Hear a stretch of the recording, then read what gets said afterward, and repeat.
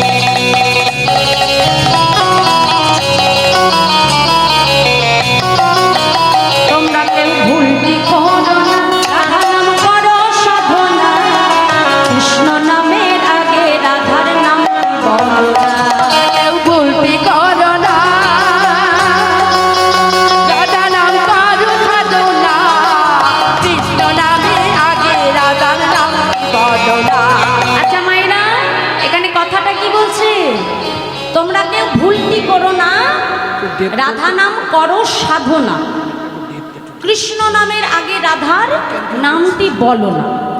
তাহলে এই যে আমরা যখন বৃন্দাবনে যাই বাবা, কখনো কারণ মুখে শুনি কেউ আগে বলছে যে কৃষ্ণ রাধা কি শুনি বাবা, কেউ কেউ বলে কি কৃষ্ণ কৃষ্ণ বলে, তাহলে যার ধাম তারই নাম নাই? হ্যাঁ কি বাবা, তাই তো? সবার মুখে শোনো রাধে রাধে রাধে। এই আমাদের ঘরে ছেলে মেয়ে হলে আমরা তাকে প্রথমে বলতে শেখাই কি, বাবা মা বলো, বাবা বলো, তাই তো? আর ব্রজবাসীরা আগে কি বলে জানো? লালা বলে আর লালি বলে। লালা লালিকে ডেকে বলে যে তোমরা রাধে রাধে বলো। আগে বলতে শেখে, তাদের প্রথম বাক্যটাই হলো রাধে রাধে। কারণ বৃন্দাবনে যেতে গেলে রাধারানীর কৃপা না হলে কখনো ব্রজে যাওয়া যায় না।